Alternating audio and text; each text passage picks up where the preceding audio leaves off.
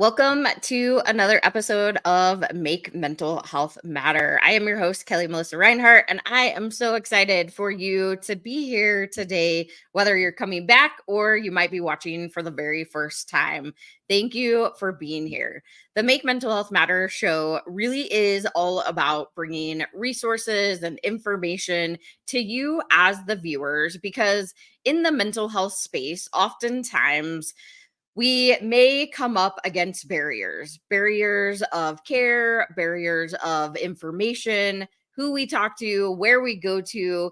And that's why I like to do this show, because I bring mental health experts, advocates for mental health, or those with lived experience. And if you've been watching this for quite some time, you probably know that most of my guests that come on, there's a story behind why they do what they do, including myself. My nonprofit, I started it because I lost my middle sister to completed suicide, and definitely was not a journey that I ever thought I would follow, nor did I ever think that I was going to be the host of a show. So, this journey has been really incredible, and I love to be able to showcase others and their story, and then also have them, if they are experts, give you a little bit more information, the tools or any tips that might be helpful for you in your journey, because this life, although it may seem long or short to some, there is always a place for resources and knowing that you're really truly not alone. And we can get in contact with those that can help us. So, I am going to introduce my guest for today, and then she'll share a little bit more about her specifically. So my guest for today is Samantha Ruth, and she has lifelong anxiety, which reached a new height in the new surroundings when she moved to Colorado and married the one who got away. And then unfortunately, he unexpectedly passed away less than 4 years later. So I'm going to actually let her tell you a little bit more about her story and what she does now specifically. Samantha, thank you so much for joining me. Thank you so much for having me and for doing everything that you do. Thank you. I appreciate that. And I would love for you to just tell a little bit more about your story. I met my husband, who's the love of my life, when I had just finished getting my master's degree in psychology. So my work and personal story really are intertwined. We were instantly, it was instant. We had that magical connection, but we were also babies. So we were together for a few years. We both lived in Michigan at this point, but we did go our separate ways. And when we reconnected, he had moved to Colorado and said, please don't make me move back there. So that's how I ended up here. And you think marrying the one who got away, the love of your life, is just all happiness. But moving to Denver was seriously overwhelming. It's an intimidating city coming just from the suburbs of Detroit. So that was something, and professionally getting my foot in the door here, where I was so excited to come. Mental health is extremely different here. And I learned that quickly. And my husband would just not let me give up. But I honestly thought I might have to do something else to have a career here. And so I started doing my business online. I had clients in Michigan still struggling to find someone new, and I was struggling here. So I started that before COVID was a thing, and people thought it was kind of crazy. And then my husband just unexpectedly passed away while he was making his lunch at work. And I didn't care about anybody else's problems. And I thought I would, never get back into life, let alone helping others heal. I found out that I wasn't given a brochure. I wasn't given a business card. I knew what to do. I knew who to go home and call, but it really got me thinking about what anybody else would do. And I just learned how limited the resources are. Those that are available have so many wait lists or hoops to go through. And I started getting angry and ended up creating Griefhab, which is rehab for grief, because I do not want people to have to do it all on their own. Every little task that came in the mail set me back. And so I take that off of people's plates while they work on themselves and healing, and also providing them whatever resources and additional tools. I'll bring in other healers, other ways to treat the whole person, because this world just ignores grief and expects us to get back to work and get back to life. And I did not do that. And I don't want others to feel like it has to be put on a shelf. Well, thank you for sharing that. And there's so many thoughts and questions that are popping into my head right now. Because it is, I mean, I know coming from a corporate environment myself, and when my sister passed, I was in the corporate environment and I got a whole 3 days of bereavement. And I was like, yeah, that's not going to work. I'll come back when I'm ready to come back. So yeah, it's definitely one of those moments in our lives that there's not enough support around. And I'm curious also, because I have lived in Colorado pretty much my whole entire life since I was 7 years old. So I say that I'm a native because I've been here more than I have anywhere else. And I know that in Colorado we were number 50 in mental health resources for years. We are now, I think we're around 41. It's either 41 or 31 at this point, which we're making little strides here and there. But I'm really, really curious if you would be willing to share, what was that struggle within Colorado, and why was it that you were like, I don't even know if this is where I'm going to practice, like how I'm going to be able to do this? You live anywhere else in the world and you hear about Columbine, you know about Columbine, we've lived it. I worked in the schools, with the schools in Michigan for at-risk teens if there was, drugs, a suicide, anything like that. And so that's all I knew. I thought that was how it was everywhere. I was very naive, my 40-year-old little self moving here. So I started going to the schools, introducing myself and saying, how can I help? What can I do? This is what I did.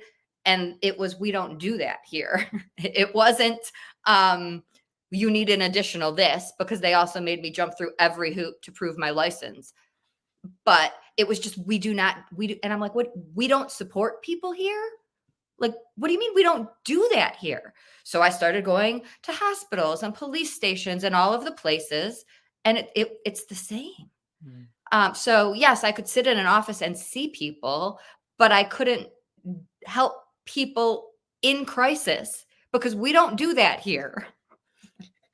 Yeah, it's so interesting. And the reason why I asked that is because I've had very similar experiences of trying to get into schools specifically. And I often, every single time we do an event out in the community, they're like, are you in schools? Are you in schools? And I'm like, interesting question that you asked me that. And I think it's just I'm not even gonna try to like justify or figure it out specifically, but there's a lot of red tape and a lot of hoops that you have to jump through. And it's just really unfortunate, but it is fortunate to hear that there are other states that are open and willing. And hey, Colorado, like we need to make a change. And I know that we are trying, but we need to try harder. So thank you for sharing that. And I am also just grief and loss, right? That's the other thought that popped into my head, is that there's not a card, like you said, there's not a brochure. Sure, you could go get a book that tells you what steps you're going to go through, which is great to know kind of what emotions may come up. But I love that you've created something out of not having access to something. So can you just tell us a little bit more about what you do specifically? Yes, and it was my silly idea. I really didn't know how needed it was, but over 2 years after I lost my husband, I said to a friend, I need rehab for grief. Like, people think I'm fine. I'm still not okay. I wanted help with any and everything. And that's really when your brain changes through trauma, things that used to be simple are no longer. And so I had a friend say, you need to do something with that. Thank you.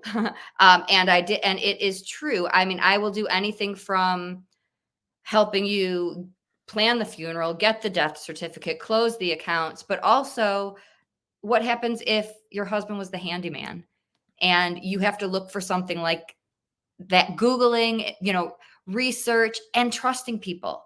We're vulnerable in certain categories of loss as well. So I won't just say, here's a great meal plan since you're not eating. I'll find the nutritionist to make it, to go to the store, to cook everything. So you just open your refrigerator and have a protein ball because that's the only energy you have. You can't cook. Yeah. And it's Griefhab, right? Did I say it right? Yeah.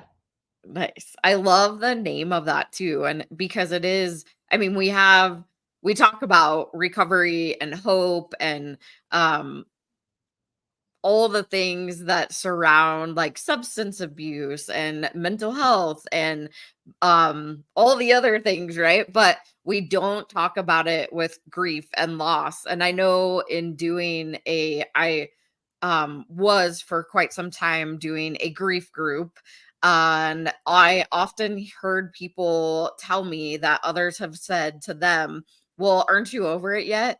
Right? Like that's the common phrase that you hear. And it just blows my mind because you never get over the loss of somebody. You learn how to work through or get to a place. I think for me, at least, I got to a place of celebration, but I still have those moments, which I'm sure you do too. It's like it drops you to your knees. And some days you can talk about it. And then some days you're like, I can't even mumble a word. And you mentioned 3 days bereavement. They were probably unpaid. I started getting really upset about those things, and I would go out to other organizations and say, "Let's do something for National Grief Awareness Day," and they thought it was my made-up holiday. And I'm like, "Oh, there are bigger problems in this world." Like today is where this will air later, but we're recording today is One of Us is Missing Day, which is to honor all of those people we've lost and to celebrate the fact that we're still alive, and how do we live with that and live. But these aren't on calendars. So I also spend my time trying to get them added legally, and when I hit roadblocks, I just make my own. I literally created a calendar because I was calling school. Will you hit edit? Will you add these dates? And it's not for us. We know we're grieving. It's for the other people who might say, oh, I should call Sam or Kelli today.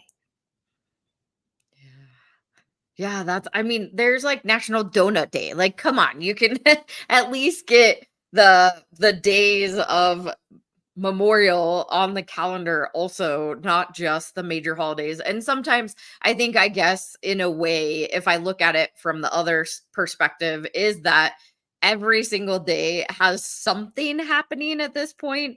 But let's look at the ones that are really important. Let's look at the ones that aren't really important. And although it is great to have those ones that, like, National Donut Day or Grandparents Day, or the fun ones, Kids Day, or whatever you want to call them, right? It's good to have those because it's also a good reminder to live, I think, just our lives on a daily basis. But we also need to recognize the days that are important for those that might be struggling, that need an outlet, some way to be able to talk. And when you have that day, whether it's on the calendar and it pops up and you're like, oh, yeah, I should probably call whomever, right? Because I know that they just lost this person recently. So it's just a really great reminder to show that there are people that are still out there that are going through grief. They may be in different cycles throughout their life, but it's an important conversation to have for sure. And because there are so few resources, it gives us an opportunity to provide more because we become more aware of these days, and organizations or people can just do the thing. We are not fine. Like we look fine, but there's not a cast that we get to wear for grief. And so the expectations from others, whether it's a boss or a spouse, about how we look fine and should be functioning is really also frustrating. I have people calling me from their cars or their bathrooms because they're afraid they'll get fired for not being able to do something the way they did previous to a loss or a trauma. And our brains change. And any employer listening, please bring us in. Let us provide that support, because grief is the one thing you'll all go through. Mm-hmm. Yes. So we're gonna go to our first quick sponsored break, but when we come back, I would love to just talk about the brain. It is fascinating to me, but then also how trauma affects it, and specifically more about grief and how that starts to shift. So let's go to this quick first sponsored break, and then we'll be right back after that.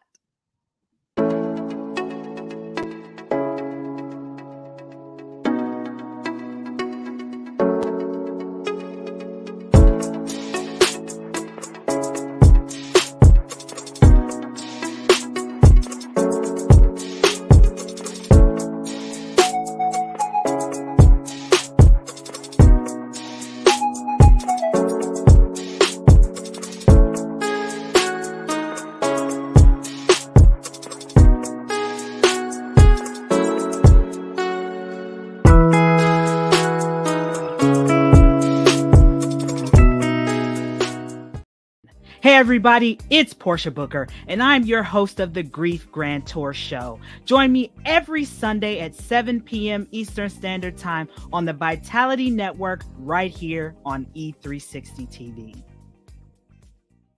My name is Adriana Morrison, host of the Health Revolution TV show. Join us Tuesdays and Thursdays live, 10 a.m. Pacific, 1 p.m. Eastern Standard Time, where our mission is simple: engaging conversations, elevating health and wellness, empowering transformation. Right here on the Achieve TV channel on E360 TV. And like that, we're back.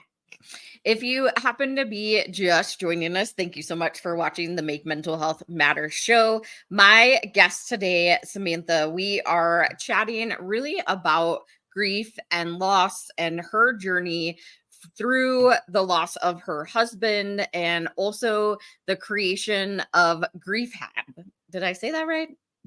Okay. I'm like, There's rehab for everything else. It's just like right. rehab. Rehab, but for grief. Yes. And so we started talking before we went to that quick sponsored break about trauma, the brain, and then grief, and how it really starts to change your brain. You may have heard of being, let's see, trauma aware, or there are lots of times that we don't talk about traumatic events and how it affects the brain, but also we don't really talk about how grief affects the brain either, which is and can be a trauma. So I would love for you to just share a little bit more about how the brain shifts and changes as related to grief. And I bring in scientists for this part, but the way I simplify it for my clients is that we have a certain amount of capacity each day. And when we are grieving or going through trauma, X percent of that, 60, 70, 80% of that is devoted to healing and relearning. And we only have this much left, which is why you'll hear people say widow fog or grief fog. And that might improve. But people going back to work and performing a task the same way they did before is an entirely different process, because every single day when you open your eyes, your brain is relearning the reality of this loss just happened. That was not a bad dream. And people say, I'm so exhausted. All I did was get out of bed. And that's why all of your energy is going to relearning day after day after day. Yeah. And I actually, for whatever reason, I never thought of that way. Like we're relearning without that person, or pet or situation, right, in our life, because grief is very different. The experience is very different for everybody.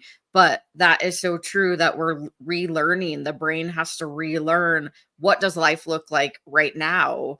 And I do know that the brain, it changes throughout life, right? And any type of trauma can affect the brain, but thinking that 3 days, it's just going to magically go away. Or, I know that you also have to look at it from a business perspective. So don't get me wrong when I say this, but I know that there's a productivity aspect to it, and businesses as a whole need to look at that. But also, when you're bringing somebody back too soon, they're probably not going to be very productive. And I know personally, after my sister, I talk about it, is that it was like a fog that whole first year. And I know my coping mechanism was just keep going, keep going. I had a 1.5-year-old, like I had to just keep going. But then I hit this virtual brick wall that I ultimately had to take care of myself, because whatever coping mechanism we're choosing at that moment is most likely not very helpful potentially, or we're in this fog that we just don't see beyond. But that is really interesting to think about it as relearning. And it's our brains are really changing. So thank you for sharing that. And teachers and bosses can make adjustments. I would not have been able to sit still in school or at a task. I needed to take breaks and move around. I couldn't read and understand what I was reading forever. So having somebody who you can explain that to and say, I can still get this done in a different way.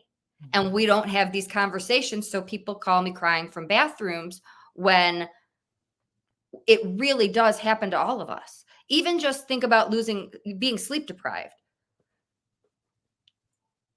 If you've had no loss, that affects your performance the next day. So people grieving are usually sleep deprived and have other things going on that are invisible, like anxiety, these other things that you only know if we share. And that's not everybody has loud voices like we do.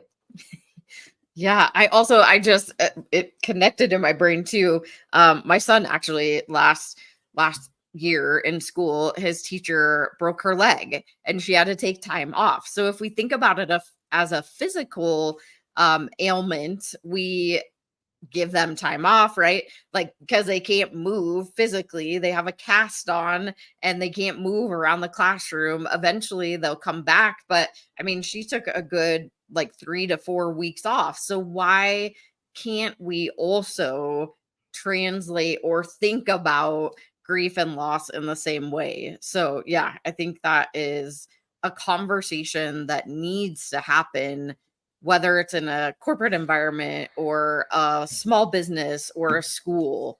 Definitely a conversation that needs to have. So I am also curious, because I know what you do now is so important, especially in the grief and loss space. And I know you're kind of creating things that fit in these different places that maybe we don't have enough resources in there. And I love that you are doing that, because with my nonprofit, we're also creating what we're calling a trusted resource hub, because there's not enough access to resources. And that was I couldn't find, even with my background, things that I needed. So how do other people, and how do they get access to it? So many, it shouldn't be a financial issue. That's another fight I'm working with. But yeah, I do groups 5 days a week for all different types of loss. We need people who get it, but we also need people who specifically get it. So I had my just in general grief groups, but I also needed widows. And so providing that loss by suicide, loss of a pet, you don't want those people who say it's just a dog in a group with people, like my dogs are my babies, so I wouldn't respond well to that. So sometimes we need to even make it smaller. So I just try to create and give and it's not like AA where we're sitting around and just saying who you lost. We're problem solving. We are coming up with solutions. People have employers that are not giving them time off, and I can help with those things. So it's not what people think group is unless they try it and learn. You're a mental health warrior. I am too. Like, I am going to help meet whatever needs the rest of the world around them that doesn't understand grief isn't understanding, by helping, start the conversations, or even just say, can we make those few adjustments? Can we have 3 breaks? Mhm. Yeah, you wouldn't, well, I guess for me, I would think that it would be helpful, but I think some people who are going, and this is just based off of what I have heard, at least from the group that I was running, is that their voice may feel like it's not heard, and they don't know that they can ask for accommodations, which is something that we need to start letting people know that you can. Even, an extra break, right? Just having 1 extra, 2 extra, whatever that looks like. And it doesn't necessarily have to be hour-long breaks, right? It can be those small breaks throughout the day. And I know that no matter what, it's good for self-care, whether you're going through grief or not. Being able to take those short breaks in between your days, it is very, very helpful for anyone across the board. And so knowing that you do have a voice and you are able to ask for these things. So that is amazing that you have the groups that you can problem solve, because I think that's a lot of times it's like, I need that moment that I can just talk to anybody and they're going to listen. They're not going to try to fix me. They're not going to try to, I don't know, do something about it. I just need somebody to listen occasionally. Then I have those moments that I need somebody to problem solve. And so I think that's really cool to know that the groups that you have, that's something that you implement in them. And you can try it. You can have your camera on or off. You can call in from the phone. People don't know what it even looks like because it's not out there. So even for anxiety, also invisible. Depression, also invisible. Our teachers and bosses don't understand. So people don't know that they are being mistreated.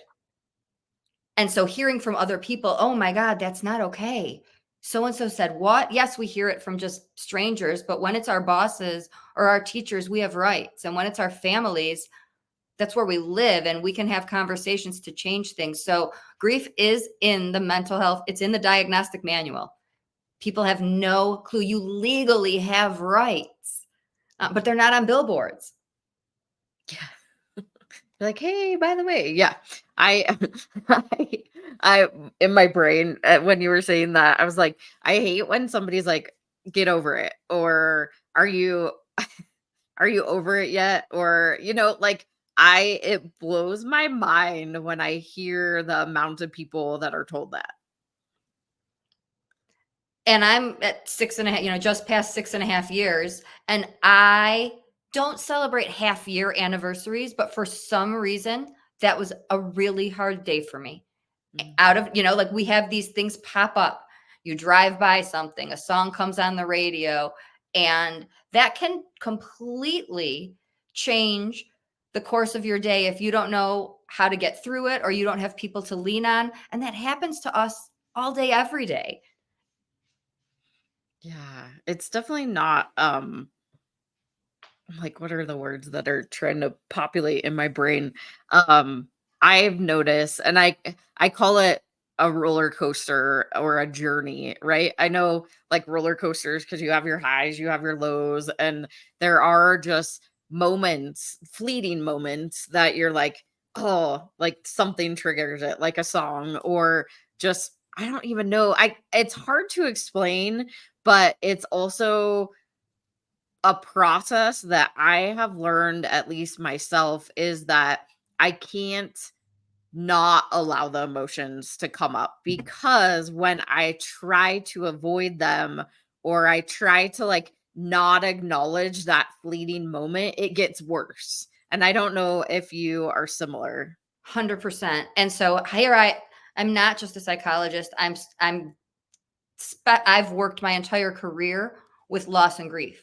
Mm. I hadn't lost my husband before, but the world really expected me to shake it off and get back out there. And I was like, no, I'm not okay. I cannot fake it for you to feel better. And that's really what it is. It's that we don't talk about this enough.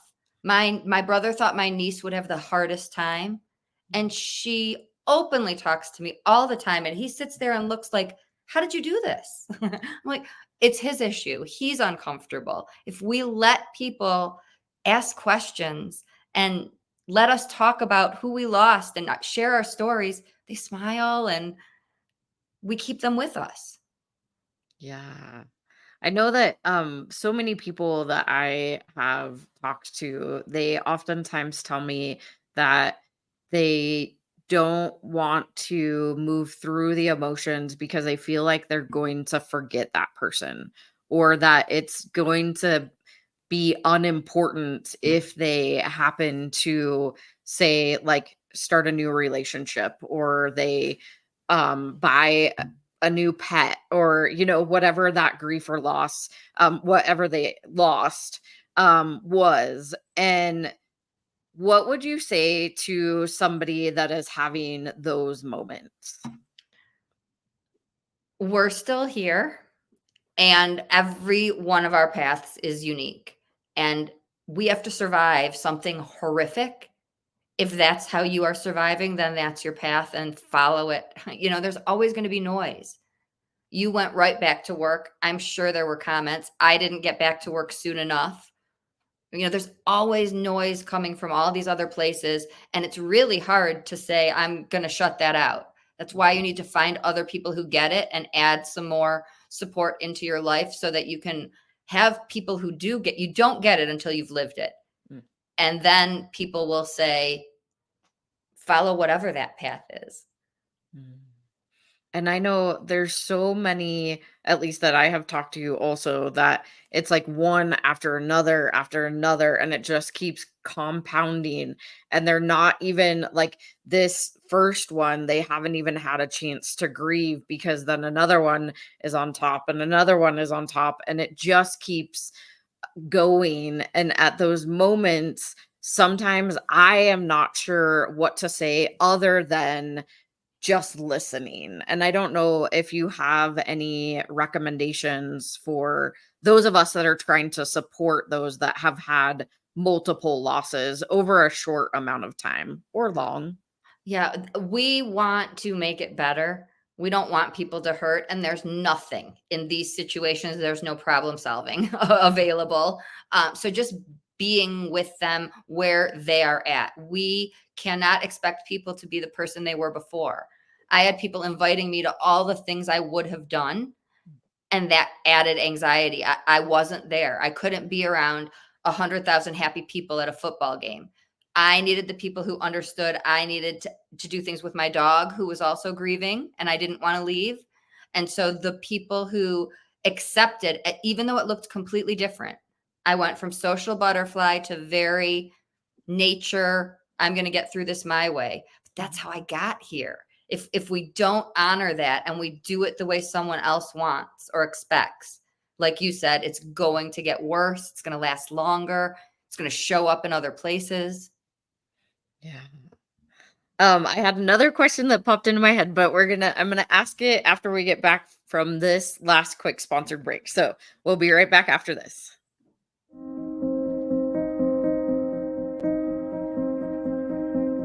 I lost my middle sister, Carrie, to a completed suicide on February 20th, 2017.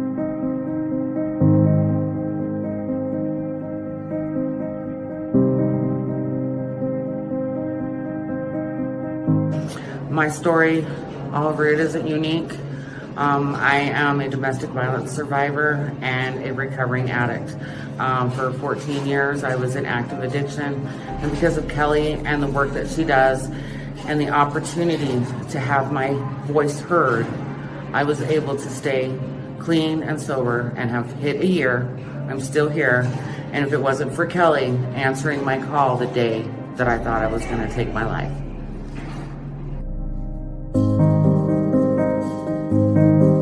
I'm curious, and I know that I've heard a lot in the BIPOC community, it is very hush-hush. It's like one of those things that you don't talk about. Like, you literally feel like it's not a conversation you can have. So can you talk a little bit more about that? First, shout out to Kelli, because I'm glad that she asked the question. I researched you before I went on your show, and I saw how real and authentic you were. And I just appreciate the question, because it is different, and we have to have tough, courageous conversations. So yes, I always say I'm a triple diversity threat. I'm a Black woman with multiple disabilities. Now, I'm not really a threat, but to other people, I may be, because people fear the unknown and what they're uncomfortable with.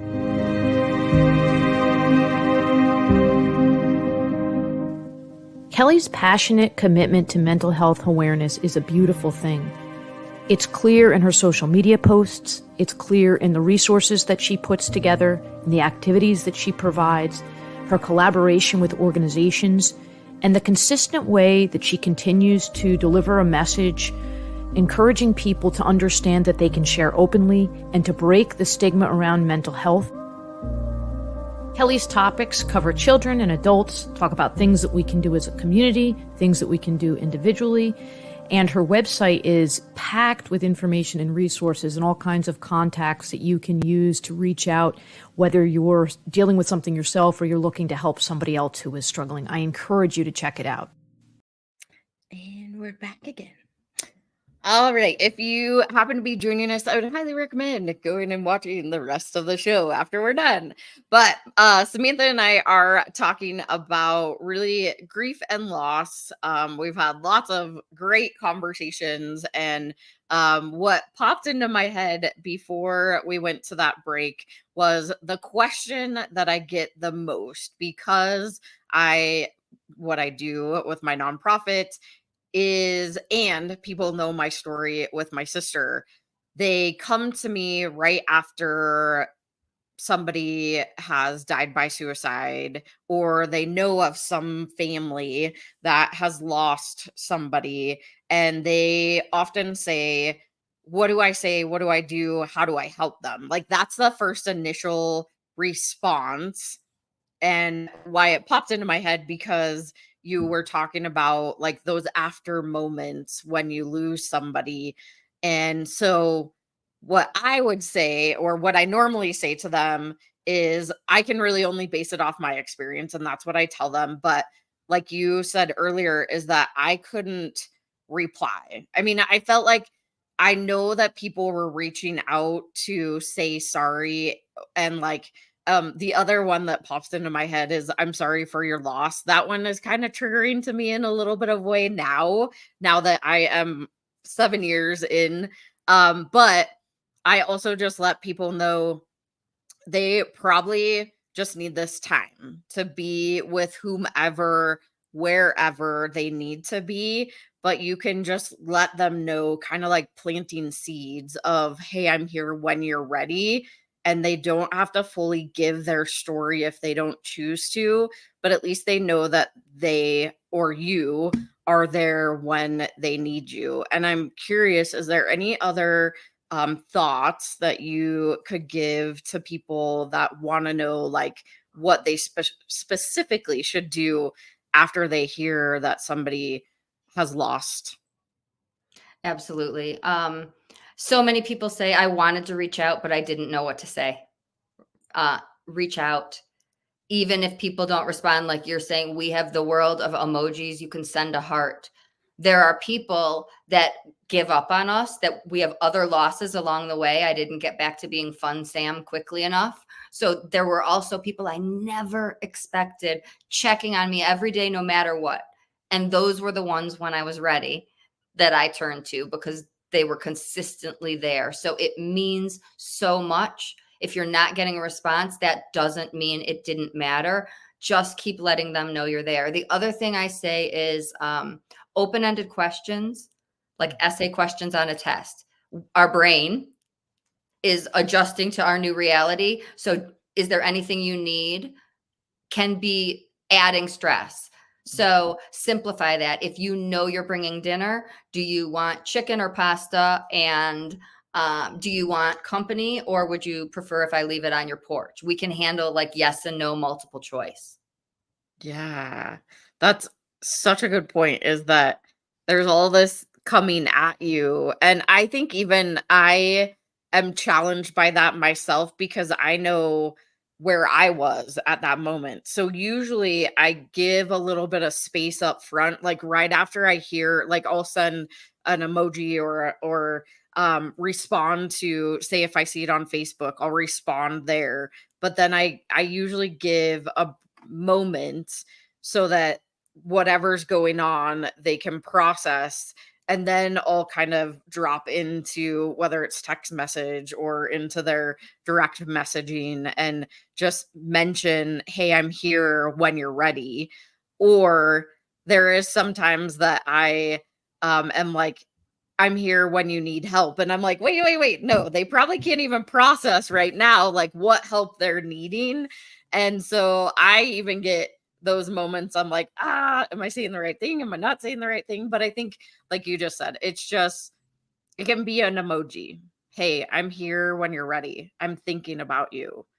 Not asking open-ended questions, but being able to really simplify it at those moments. So I think that's a great idea. And paying attention to one of my, she's a dear friend now and partner, but she came to a retreat that I have in Colorado. She tells the story that I just happened to check on her on a really difficult day. It was not a coincidence. I knew, right? I'm paying attention to her world, and you lose a fiance and then you have to attend a wedding. That's not going to be a good day. So I didn't say anything about how was the wedding, anything, but I reached out to let her know I was there on that day. So pay attention to those types of things. It's not just the calendar days of our own loss that impact us. So anyone who reaches out to me knowing those types of things, also, I feel much more likely to respond because they're aware of what's like in my world. Yeah, definitely. And it can be hard, right? Like the starting of the conversation can be really hard. And we're all human. We are not perfect. And I feel like it doesn't have to be about perfection, but really it just has to be the true intention behind how you're trying to reach out and how you're trying to help, and just be aware that there are those moments. And I really, one place that I love for my nonprofit to fit is the after, right? It's the year, it's the 2 years, it's the 3 years. It's not that moment, because that's what I hear often, is that I have all these people up front and then I have nobody. And there's nobody to talk to or that is coming around anymore and asking if I need help. But those are the moments that it seems like people need it the most. 100%. And people think we're fine. I would wear a grief cast. There's plenty of days I'm completely fine. However, my brain is still different than it used to be. And people have no clue. That offends some people, but I really, really think it's data. And I don't function the way I used to. I have mostly very productive days, but I might not. And you can ask me anything. I also think that's a great tool. I don't know what to say. You can say that. You can, the people who said, I want, is it okay if I tell you one of my favorite stories about Jim? Yes, please. I want to talk about him every day. But others have this perception that makes us feel worse. And so it makes me feel worse not talking about him. When I let people know that, they were like, oh, thank you. And now we openly talk. So people don't know, it's different for each of us, but ask and we will happily tell you. Yeah, I love that. And I think it is like, that's why I love this show too, is like we can have these open conversations and really let people know that It's okay to ask questions. It's okay to not be comfortable. It's okay to just sit in the silence every once in a while.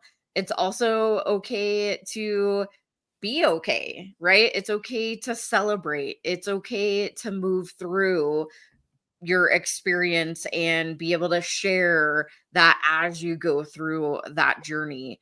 And I love what you are doing, and you're finding this need. And it is hurtful and hard to know that some places like Colorado are not open to really getting the resources into the state, into the schools. We got to do better for people because people deserve it. And I hope that those of you that might be listening to this, we just need to do better, and let's have these conversations. And I think it starts really here. So, any last minute things you want to share, and then also where can people find you if they want to reach out, work with you, come to your support groups?